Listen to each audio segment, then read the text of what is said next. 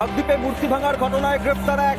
কাকদ্বীপে কালী মূর্তি ভাঙায় গ্রেফতার হলো নারায়ণ হালদার। মৃত ব্যক্তির নাম নারায়ণ হালদার, থেকেই গ্রেফতার। তার জন্য আমাদের রাজ্যের পুলিশকে স্যালুট। আলাদা গ্রামের থেকে চলে এসেছে। উপরের লিস্টটা একবার দেখে নাও। সো এটাই হচ্ছে রাজনৈতিক দলের চক্রান্ত, যে বাংলায় একটি বড় ধরনের সাম্প্রদায়িক ঝামেলা হোক, মানে তাদের গদি ঠিক রাখার জন্য এটা করছে। ঠিক বলেছো। কিন্তু হ্যাঁ, ঝামেলাটা কে করবে? সেই গরিব খেটে খাওয়া হিন্দু ভাই এবং সেই গরিব খেটে খাওয়া মুসলিম ভাই।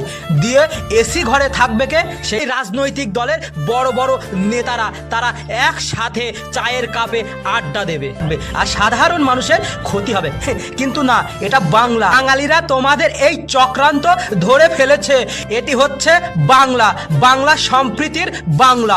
মানে এখানে হিন্দু মুসলিম আমরা সকলে একসাথে কাঁধে কাঁধ মিলিয়ে চলতে জানি, চলতে থাকি আর সারা জীবন থাকবো। একই অপরের সাহায্য করতে ভালোবাসি। সো দিন শেষে আমরা সকলেই বাঙালি এবং আমরা ভারতীয়, তাই আমরা হিন্দু মুসলিম সব একসাথেই থাকবো। জয় হিন্দ, বন্দে মাতরম। हिंदू मुस्लिम सिख ईसाई हम वतन